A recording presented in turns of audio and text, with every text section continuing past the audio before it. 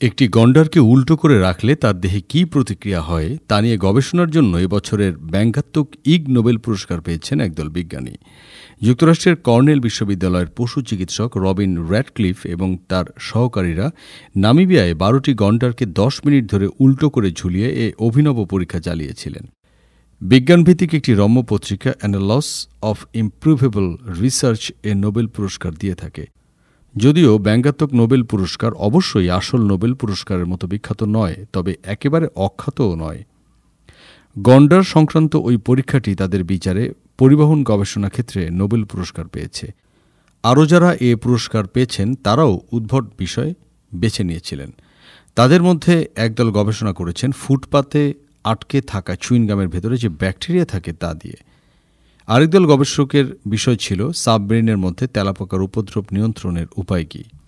যুক্তরাষ্ট্রের বিখ্যাত হার্ভার্ড বিশ্ববিদ্যালয়ের এক অনুষ্ঠানের মাধ্যমে আসল নোবেল বিজয়ীরা উপস্থিত থেকে বিজয়ীদের হাতে ইগ নোবেল পুরস্কার তুলে দেন। এবার অবশ্য এই মজার অনুষ্ঠানটি হয়েছে অনলাইনে। অ্যানালস অফ ইমপ্রুভেবল রিসার্চের দাবি, এই পুরস্কারের খবর পড়ে প্রথমে যে কেউ হাসবেন, কিন্তু পরে এটি তাকে বিষয়টি নিয়ে ভাবতে সাহায্য করবে। গন্ডারের প্রজননের জন্য প্রায়ই এভাবে অন্যত্র নিয়ে যাওয়া হয়।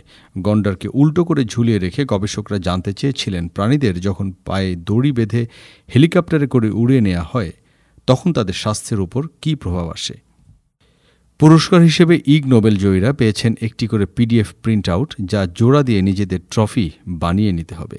এছাড়া নগদ অর্থ হিসেবে পেয়েছেন $10 ট্রিলিয়ন একটি জিম্বাবুয়েন জাল ব্যাংকনোট।